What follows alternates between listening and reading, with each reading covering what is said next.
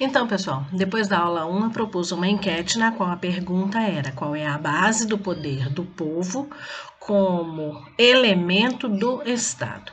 As opções eram conhecimento ou riqueza econômica.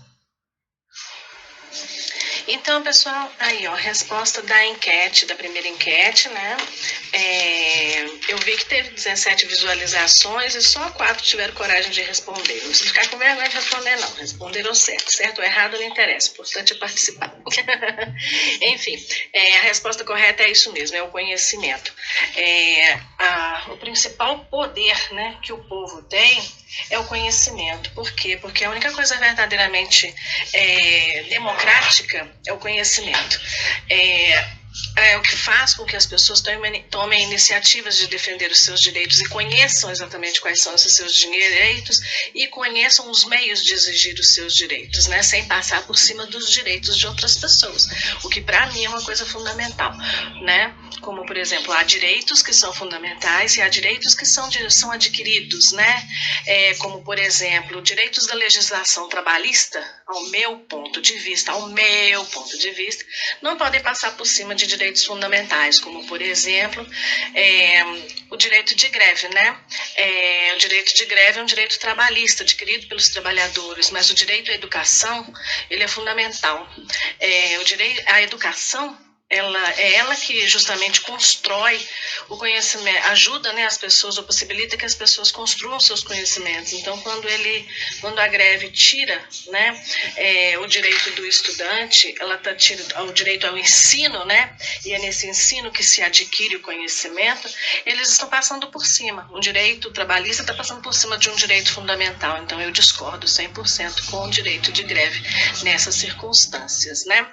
Por quê? Porque o conhecimento, né, é ele que faz com que as pessoas, como eu disse, consigam realmente entender quais são seus direitos, quais os meios elas podem conseguir conquistar o seu direito. A riqueza é algo que se distribui de forma muito diferente, né, nas classes sociais, por isso que existe uma desigualdade social muito grande.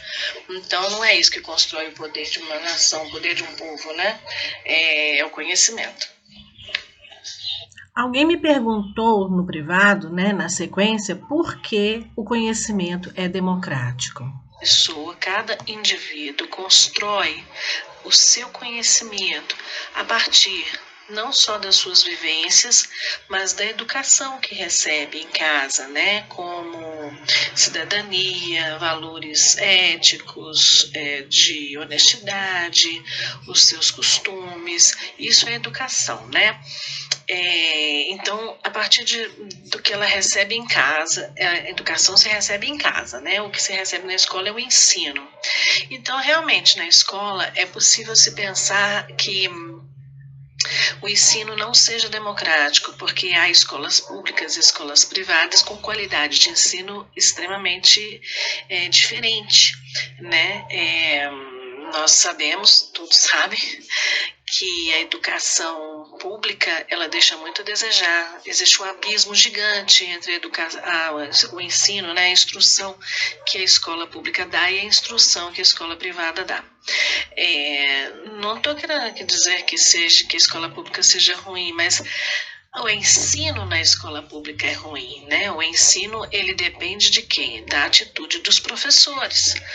Né? Quem constrói o conhecimento é o indivíduo e ele pode adquirir esse conhecimento a partir das suas próprias buscas, estudos autônomos, como a gente está fazendo. A gente está estudando tipo assim, um pouco que eu sei, eu estou passando para as pessoas, né? Dando essa informação dos meus estudos. Também são autônomos, né? Outros eu estou fazendo aqui na faculdade, então na Self, e outros meios também. Estou fazendo um curso de ciência política com o Alexandre Garcia, no Instituto Burke. Estou fazendo vários cursos, lendo vários livros. Então isso depende de cada pessoa. O conhecimento ele é democrático porque cada pessoa constrói o seu conhecimento a partir de seus próprios interesses. Então ela pode buscar o que ela quiser. Uma pessoa pode ir muito bem numa biblioteca pública e pegar um livro emprestado do tipo que ela quiser, entendeu? Lá há informações infinitas. A pessoa só não vai lá e não pega porque não quer. Então, isso é democrático, né? Democrático no sentido de que ela tem liberdade para poder escolher o que ela quer aprender. Agora, que a educação, o ensino nas escolas, ele realmente depende do interesse dos professores, do plano pedagógico da escola, né? Nós estamos vendo aí agora, nesse momento, né? O que está acontecendo? Além da greve na escola estadual, tem escolas públicas que estão falando para os adolescentes de 16 a 17 anos para tirarem seus títulos de eleitor para poder tirar o Bolsonaro do poder. Né? A questão aqui não é nem o fato de eu gostar de Bolsonaro, a questão aqui é o fato de uma escola induzir o jovem a votar em quem eles querem e não ensinar ao jovem o que é a política, como a gente está fazendo aqui, esse estudo político, né, de conhecer todos os aspectos relacionados com política antes de definir o seu posicionamento político, antes de encontrar os partidos adequados para corresponderem aos nossos interesses políticos e principalmente depois escolherem candidatos que tenham a ver com os nossos interesses, ou seja, o que a escola está fazendo? Ela está roubando do jovem o direito a construir o seu conhecimento relativo à política e está induzindo o jovem a votar em quem os professores acham que seja certo, né? Que no caso, né, nós sabemos aí que votar em ladrão a gente está empurrando o nosso país para o buraco. Né? E em termos ideológicos, principalmente num cenário de crise mundial, riscos de uma terceira guerra mundial vindo aí, você empurrar o nosso país para as mãos da esquerda num momento desse é complicado, muito complicado, porque sem guerra a esquerda já leva o país a ditaduras que deixam a população toda numa miséria total. Você imagina uma situação de guerra. Então, tipo assim, né, é complicado. A doutrinação nas escolas é um instrumento antidemocrático. Né?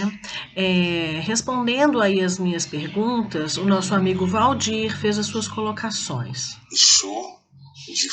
Ô, Glaucio, eu vou tomar uma parte aqui do seu raciocínio aí, né?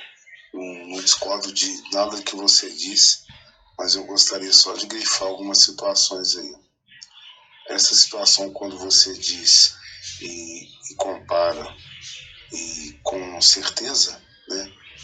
E você está coberta de razão em relação a esse abismo que existe um e outro, porque a escola pública deixou de formar, ela deixou o ensino de lado, ela se politizou, virou braço político de determinados partidos. E aí depois acabou virando de todos, né?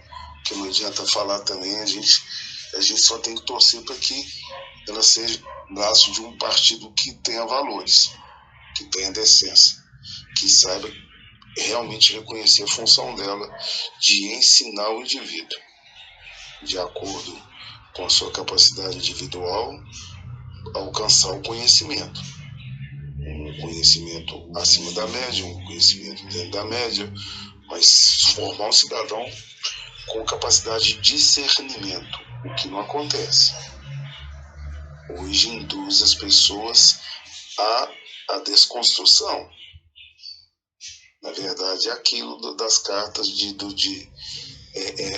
Antônio Gramsci, né, o italiano lá, o comunista lá, que na época de Mussolini foi preso, e de lá, dos 20 anos que eu acho que ele ficou detido, ele criou, né, o que hoje nós colhemos do pseudo-socialismo, né, que é a desconstrução. Hoje a pessoa vai para o embate de ideias, ela não quer apresentar a ideia dela, e a ideia dela, de repente, ser uma ideia mais viável, uma ideia mais interessante para um bem comum. Não. Ela desconstrói a ideia do outro e não fala nada do que ela quer. A ideia é aniquilar a ideia do outro, a desconstrução. Então, esse conhecimento veio muito em cima disso. E a escola se politizou. O professor hoje não está preocupado com as cátedras, ele está preocupado em induzir o o jovem a se posicionar politicamente, sexualmente e assim por diante, né? Coisa que não são atributos, não deveriam ser atributos da escola, né? Eu me recordo que na minha infância, você estudar escola pública era luxo, escola particular era demérito. É lógico, salvo raríssimas, né? Que eram aquelas mais voltadas para a Igreja Católica, que sempre teve um conceito diferente.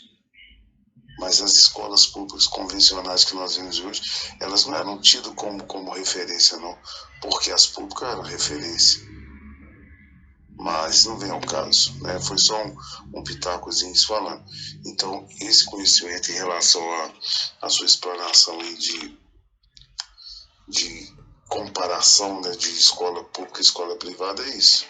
E a escola privada já tem uma outra situação que é também negativa. É o mercantilismo. É o mercantilismo. Salvo raras exceções também que não dependem disso diretamente, mas o fator numerário, o fator financeiro do aluno faz com que, mesmo ele desentoando de todos em sentido de comportamento, de tudo, ele tem que chegar ao extremo para ele ser questionado, para a família ser questionada, para ser repreendido, sabe? Para falar que esse indivíduo não dá para conviver aqui, vocês precisam fazer um trabalho diferenciado com ele. Por quê? Porque é dinheiro. Então tem que andar tudo pianinho. Com isso, nós que também temos filhos em escola pública sofremos. Sofremos porque alguns filhos, alguns alunos mandam na escola por causa da questão financeira. Mas era só para dar um pitaco aí. Desculpa se eu me excedi. Não, Valdir, você falou super certinho mesmo. Infelizmente, a escola pública, nos últimos 30 anos, ela decaiu muito, né? Porque eu também estudei escola pública e na época que eu estudei era uma qualidade de ensino muito boa, né? Hoje se fala muito em inclusão. Na época que eu estudava, ainda regime na escola pública, né? Ainda regime militar. Eu lembro que havia prova de seleção, né, para que os alunos mais assim, que tinham uma capacidade cognitiva maior, ficassem em turmas mais avançadas, onde pudesse ser explorado exatamente essa capacidade para desenvolver o máximo possível. E aí tinha salas, turmas A, B, C, D, E, né, até as turmas vão em nível, né, vai decrescendo a capacidade cognitiva da pessoa, mas não no sentido de exclusão, no sentido de adequação, porque os meninos das turmas eu me lembro de uma prima minha que estudava na mesma escola que eu e ela ficou na sala D, né? Ela realmente era um pouquinho mais lentinha, mas ela conseguia, quando a gente estudava junto, ela conseguia acompanhar todo o raciocínio, porque ela tinha uma professora que na escola eles trabalhavam com a ideia da equidade, né? Então, se o aluno ele tinha uma capacidade mais rápida, de aprendizado mais rápido, ele tinha uma professora que conseguia ter mais alunos e dava um desenvolvimento mais rápido. Quando os meninos tinham mais dificuldade, era uma turma menor, com um professor mais qualificado para acompanhar aquelas crianças ali.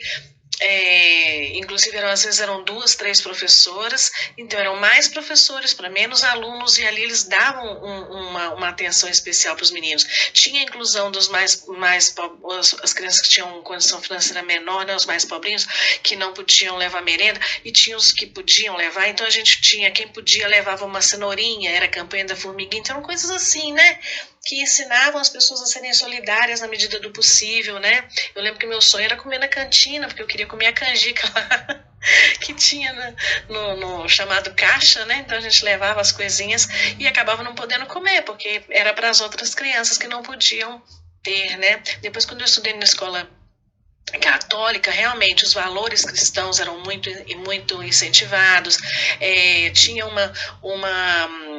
a questão da solidariedade, né, daquela fraternidade, da interação com o outro. Eu lembro que tinha criança cega, tinha criança surda, tinha criança muda, com deficiência física, mental não tinha não, mas deficiência física, todo tipo de deficiência que você imaginar tinha, pessoa com problema de coordenação motora, e a gente ajudava as outras crianças, entendeu? Havia uma participação coletiva ali, a gente aprendia a importância de ajudar o outro, né? Hoje as escolas particulares são empresas, você colocou acertadamente, são empresas, né? E as escolas públicas, com essa doutrinação aí do tal do gramicismo, né, que você falou, lembrou bem lembrado, eles ensinam os meninos a política, a ser político, a não ter uma vida individual, e não permitem que eles pensem de maneira livre, né? Ou seja, colocarem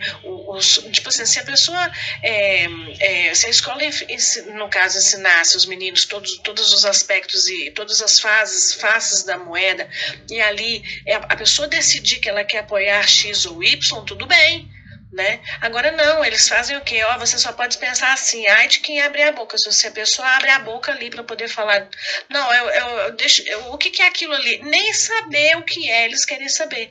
Então eu vejo aqui que eu acompanho alguns alunos, né, de escola pública, vem conteúdo onde já agride o Bolsonaro sem dizer por que eles têm aquele posicionamento, ou seja, o aluno não tem que saber por que o Bolsonaro é um palhaço, é um estúpido, é isso, aquilo, outro, como a escola quer colocar, como o professor quer colocar. Ele tem que engolir, ele não tem que pensar, eles não querem alunos pensantes, eles não querem cidadãos pensantes, eles querem que as pessoas engulam o que eles estão dizendo. Tem uma amiga minha aí, que também foi minha aluna, que sofreu um bullying na escola com professores que desfizeram dela, né?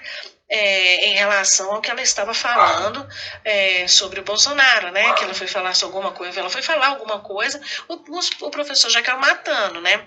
Aí, tipo assim, é bullying. É bullying. Mais do que isso, no caso, ela era uma pessoa adulta, né? Já com um pouco mais de idade.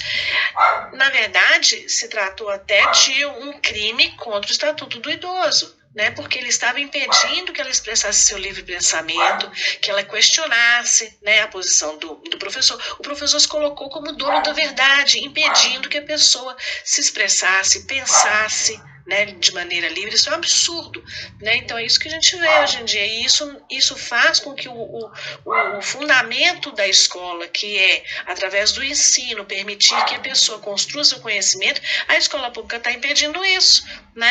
E a mesma coisa que você está falando, a escola privada, ela acaba tendo aquele aluno como um objeto de manipulação, às vezes não política, mas econômica, né? Porque ela quer que aquele aluno alcance níveis bem altos para que a escola sobressaia como sendo formadora de pessoas de alta qualidade. Isso na época que eu estudava também tinha um negócio assim, e era início ainda, né? Vinha lá, tipo assim, na sala onde tinha um aluno que menos precisava de cursinho, era para ele que ganhava a bolsa de estudo integral, porque então ele já iria passar no vestibular sem estudar nada, tipo assim, extra, né? Ele já sairia do terceiro ano do ensino médio, já passaria em qualquer faculdade, a escola, o cursinho ia lá e oferecia a bolsa de estudo integral para ele, e não para quem precisava. Ela oferecia para ele por quê? Porque quando ele tirasse os primeiros lugares, colocaria o nome do cursinho. Então tudo era comércio, né? Então é o caso que você falou do mercantilismo, extremamente bem colocado, né? Pois é legal a gente poder ter essa oportunidade de debater, né? Ô, Glaucio, não, com certeza, é muito bacana, né? É esclarecedor a gente poder abrir os horizontes, né? Ter um olhar, aprender um pouco mais. Às vezes aquilo que você tem dúvidas, a gente consegue no diálogo discernir melhor o que a gente pensa, nos posicionar de maneira mais sólida, sabe? É igual você estava falando dos professores e as funções deles. Na verdade, eu vi um documentário uma vez de uma pessoa comentando o seguinte, que você vê, por exemplo, nas faculdades federais, as ciências exatas, elas são pouco influenciadas na política. Por quê? Porque um avião pode cair, um prédio pode desmoronar, uma ponte pode romper, sabe? Um remédio pode causar destroços, né? Estragos na sociedade, tudo. Só que as humanas não. As humanas, se você for fazer uma avaliação fria, é sempre importante dizer que, tirando suas exceções, né, são replicadores. O cara vai para a faculdade. É isso, eu estou falando de coisas que comentam, que comentaram, eu não posso assinar embaixo, mas é só a título de até mesmo colocar aqui para que as pessoas às vezes discordem, para a gente saber se isso é realmente fato, se isso realmente acontece ou não. Não presenciei, não vi, mas eu ouço dizer, né? Que, igual exemplo, os caras, na maioria das humanas, vão para lá, para as farras, para as drogas, para tudo. E são replicadores, igual replicador de Wi-Fi. Eles saem de lá para replicar dentro da formação dos nossos filhos, né, e filhas, o que eles querem. Aí surge aquela situação de que eu não lembro o nome do norte-americano. Depois eu vou até procurar ver para poder falar aqui no grupo. Se alguém souber, se você souber depois, o que deu origem, o que surgiu as ONGs. As ONGs. O que aconteceu? Foi mesmo no princípio de Gramsci, que era a desconstrução. Só que eles não conseguiram? Eles não conseguiram uma linguagem única, né, numa atitude única, alcançar todos da mesma forma e com a mesma intensidade. O que eles fizeram? Fracionaram um determinado grupo com uma ONG, que aí a linguagem vai ser específica, o alcance vai ser específico, personalizariam a desconstrução ali, em cada grupo. Foi assim nas favelas. Grupo, amigos, Glaucias. Entenda uma coisa que eu vou falar aqui. Vocês observaram que nos últimos 20 anos, favela, que é que eu acredito que a maioria das pessoas que são maduras, que é um aglomerado de pessoas, na sua grande maioria de baixa renda, que não conseguiram, né, firmar residência num lugar mais confortável, aí arruma um terreno mais em conta, uma doação, alguma coisa, cria uma moradia precária, né, que tinha dificuldade de saneamento básico, de tudo, e tudo que nós já sabemos. De 20 anos para cá, aí eu vou citar nomes, principalmente a Rede Globo de televisão, tornou-se comunidade. É pejorativo falar favela. E aglomerados em alguns casos. O que acontece? Vem aí a outra situação. Cria-se a cultura de que a comunidade deles é arte.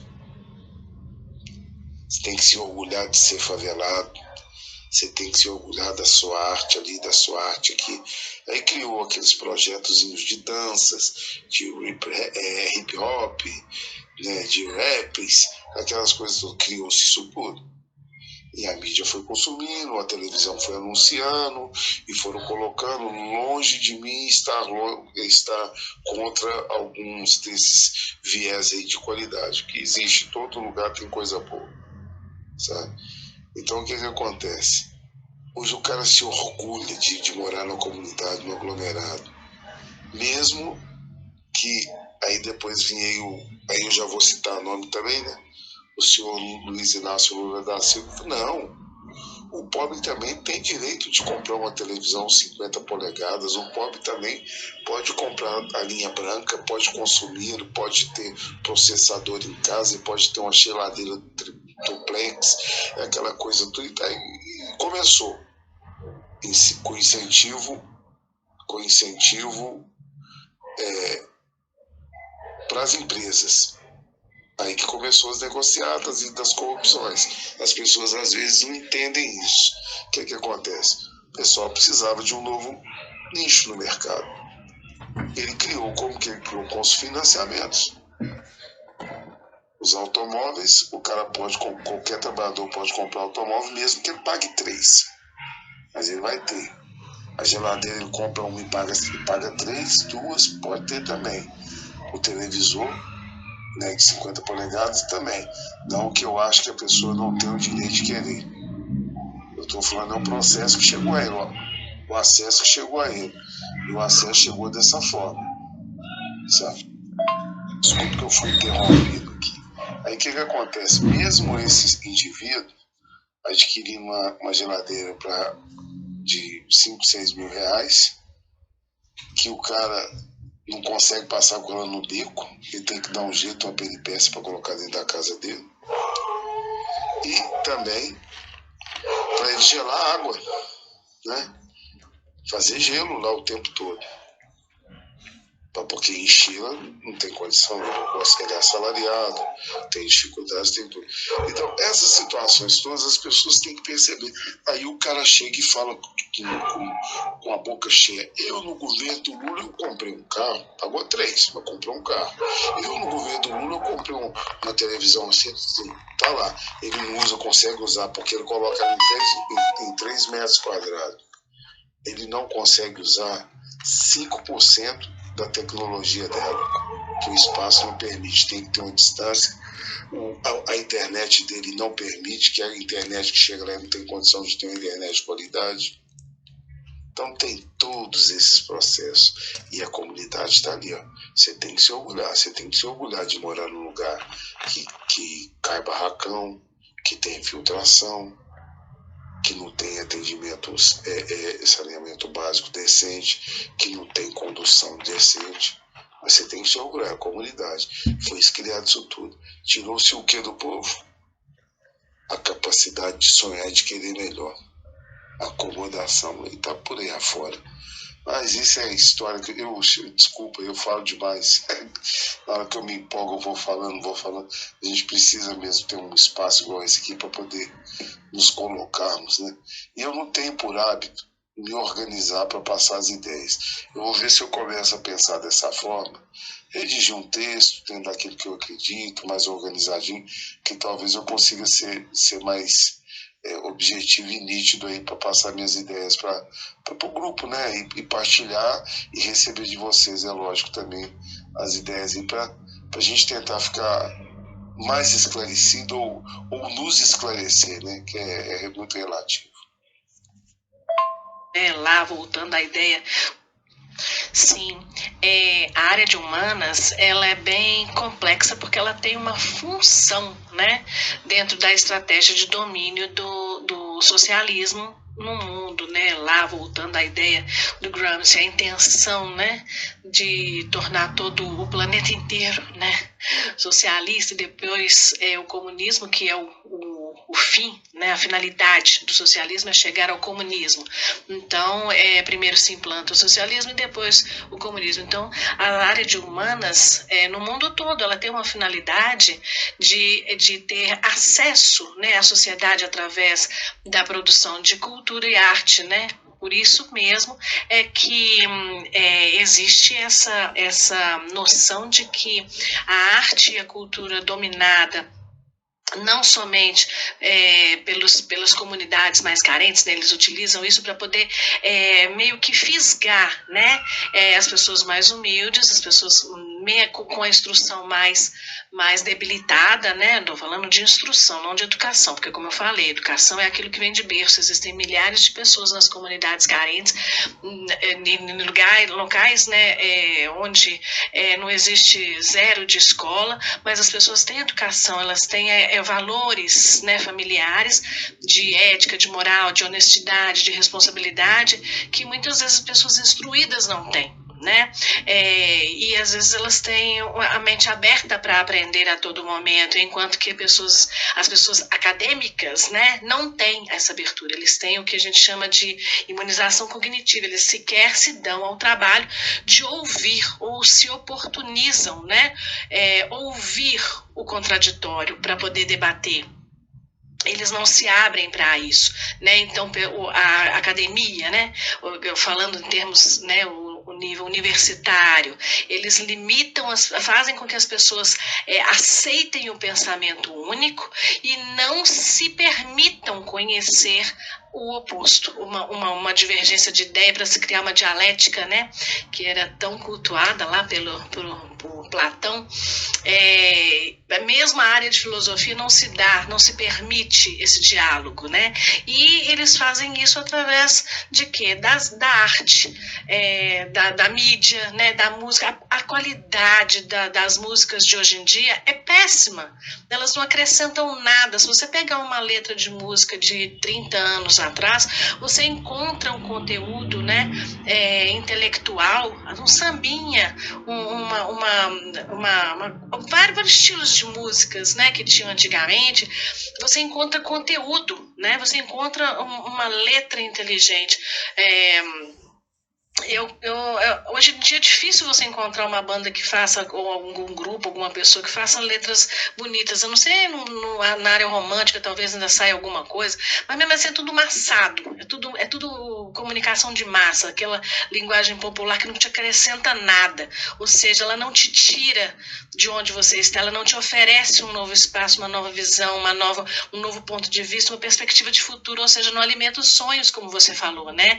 Não permite que a pessoa, por não ter oportunidades, ela sonhe em ter oportunidades, ela bloqueia, ela faz com que a pessoa se aceite ser dominada, porque essa é a finalidade, é fazer com que o indivíduo por mais quanto menos instrução tem, mais fraco ele é. Por isso que a gente volta lá à questão, né? O poder do povo está no conhecimento. Se o pessoal bloqueia a sua oportunidade de ter conhecimento, ela te torna fraco.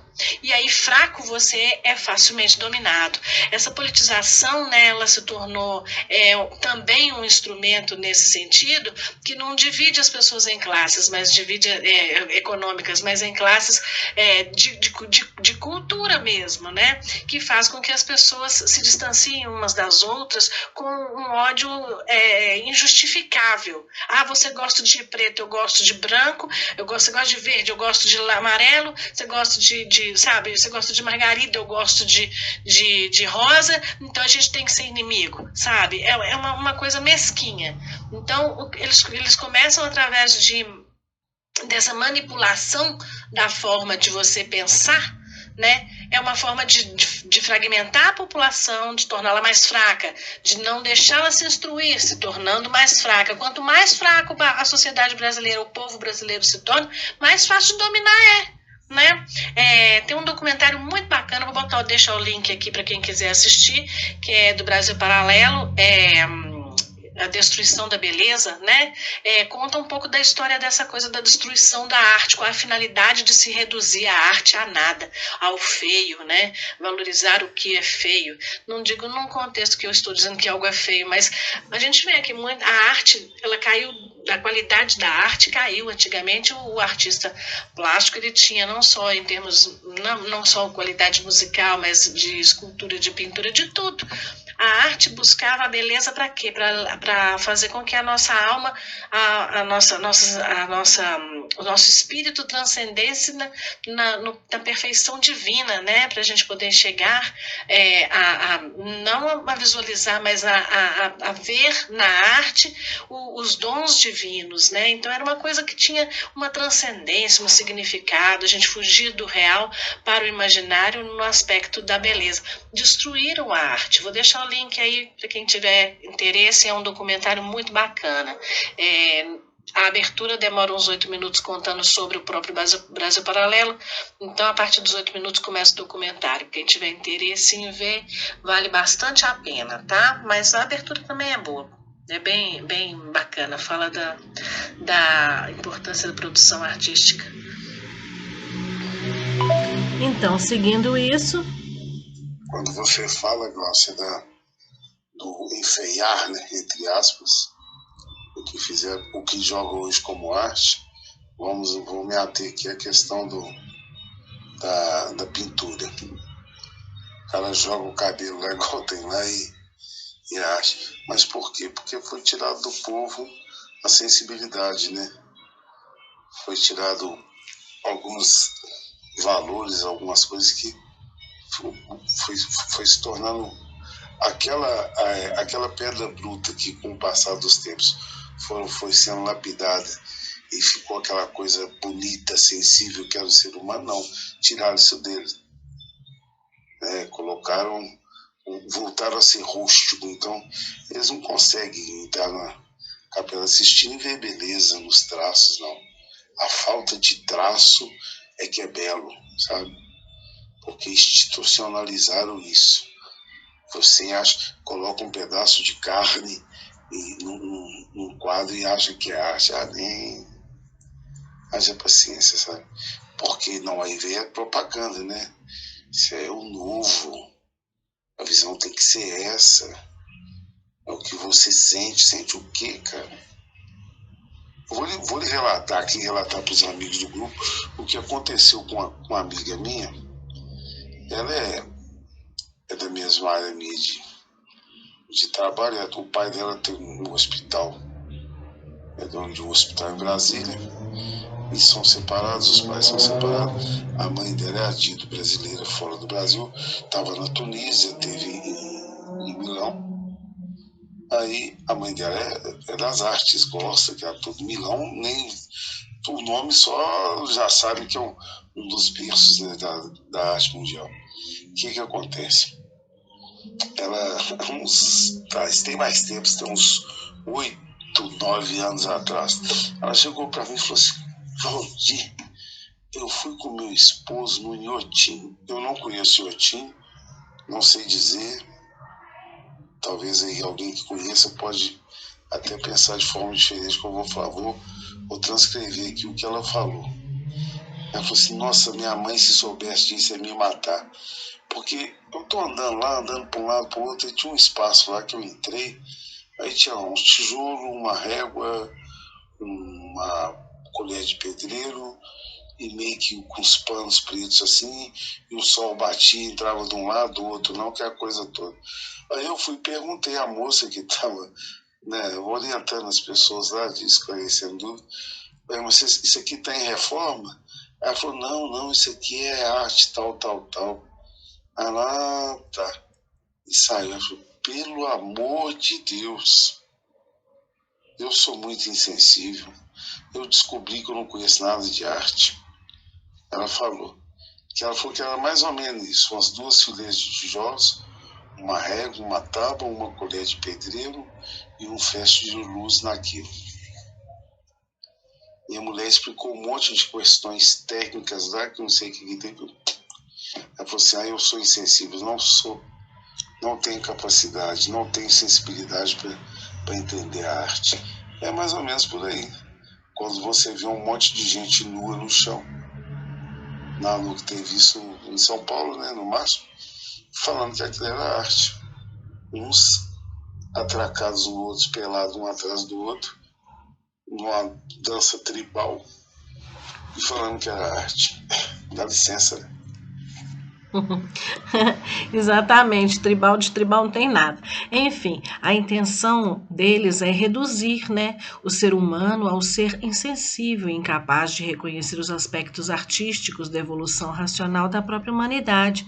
É o empobrecimento da habilidade criativa das pessoas. A arte, ela precisa inspirar a liberdade de expressão e de pensamento, que alimenta a inteligência para construir conhecimento. Sem conhecimento e dividido, o povo se torna fraco e fácil de dominar. Sem o sentimento de amor à pátria, não se importa em perder sua liberdade e seu próprio lar. É tudo muito estratégico, né? Atualmente, a função da arte se tornou política e não mais cultural.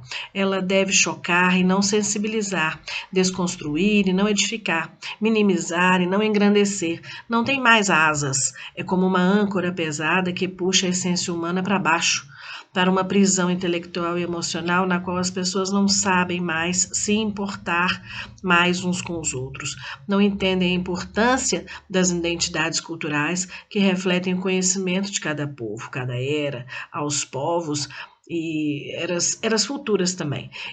A tal pluralidade ela engole, né, essas identidades como uma mistura de cores que se torna uma mancha sem cor definida, né?